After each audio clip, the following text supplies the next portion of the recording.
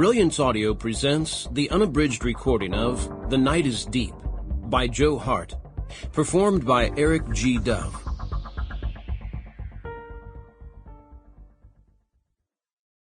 Chapter 1. He ran down the alley, gun clutched in one hand, feet pounding the familiar concrete. Abford sprinted away from him, long dirty hair bouncing against his shoulder blades, scrawny legs pumping. The alley seemed to elongate as they ran, light filtering between the buildings like bladed things that would flay skin if touched. Liam squinted, the adrenaline rolling through his veins in a whitewater current. He could still hear the gunshots, their ringing clear like a tolling bell over the hill. He poured on more speed, sure that he wasn't actually moving, that neither of them were.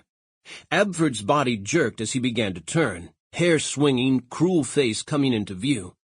The gun he held came up slowly, as if the alley were full of drying amber, each of them encased. And now Liam couldn't feel the ground beneath his feet, couldn't see the buildings anymore, because he knew what was happening, knew what would come next. No, God, no. His arm snapped up, mirroring Abford's, as the other man planted his feet, soul sliding to a stop, shoulders hunched. The pistol rose up, its muzzle like a dark sun staring with blind violence. Liam's gun sights flooded his view, their three dots leveling with one another, only Abford's grimacing face above them. Now he could shoot. Now, before everything happened. Pull the trigger. Pull the trigger. Pull the trigger. He tried as hard as he could, but the gun resisted him, its will separate from his own, until he saw the flash of dark hair sliding into view, covering his target. Her face turned toward him, mouth opening in a question. Why? The gun bucked in his hand. No!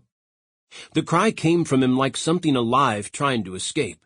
He sat straight up in bed, tearing the sheets and blankets with him. Sweat dripped from the back of his hair, coursing rivers down his spine as he trembled and looked wide-eyed around the room. His bedroom. He was in the farmhouse outside Minneapolis, his home. It was early, he could tell from the dimness that barely lit the windows, how the dark hadn't fully given way to morning yet. It was his hour, the hour before dawn that he always awoke to, sometimes drifting upward to peaceful consciousness, and sometimes like this. A warm hand traced its way up his back as his breathing gradually slowed. Sample complete. Ready to continue?